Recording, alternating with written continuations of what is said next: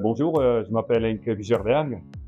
Je suis donc gérant de l'SCEA Loc du Mont à Étain, où on a un bâtiment qui est mis en route il y a 10 ans avec 4 robots A4 où on traite 240 vaches.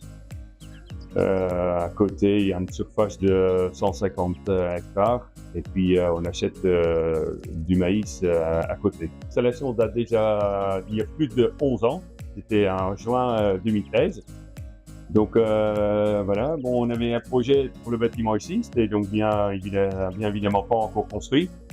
Donc j'ai acheté avec les conditions de l'installer le vecteur sur l'ancien site et puis de me déplacer au nouveau site. Donc qui était fait 3 ans après l'installation. Donc en 2016, il est transféré au site ici pour qu'il fonctionne toujours à toute satisfaction.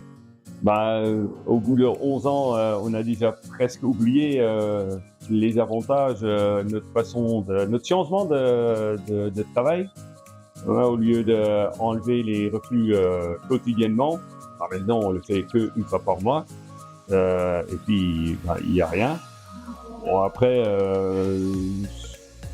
on réfléchit plus, les vaches ont toujours à manger, toujours vraiment la bonne quantité, sans zéro perte, quoi. C'est vraiment magnifique. On soigne les vaches vraiment au pile poil, vraiment comme il faut, il n'y a rien de trop, et puis il y en a toujours assez. Et puis, on oublie le gain de temps, parce que ça, c'est quelque chose qu'on remarque au début. Il y a et c'est même un peu Terence qui est plus, on va dire, sous la ferme après l'installation du vecteur, donc il n'a pas vécu autrement.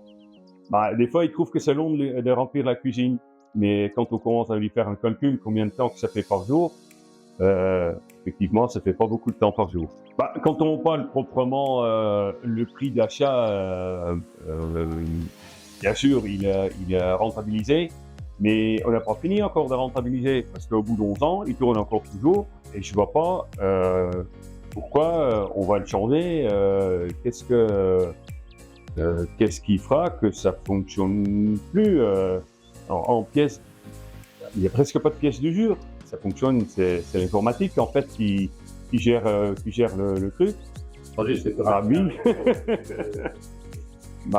Si, sans hésiter, je ferais exactement le même choix. Bon, ce qui était un peu un avantage pour nous, comme on était le premier, on a fait le premier cuisine,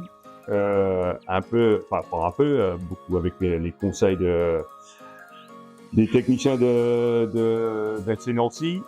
Et puis, c'est quand même bien de refaire une cuisine 3 ans après. On a fait des murets de séparation, on a confirmé qu'il faut la cuisine la plus large possible, la profondeur est moins importante que la largeur. Donc d'avoir ces silos tout près de ces vaches, d'avoir une cuisine, de donner la priorité à la largeur de la cuisine, pas à la profondeur.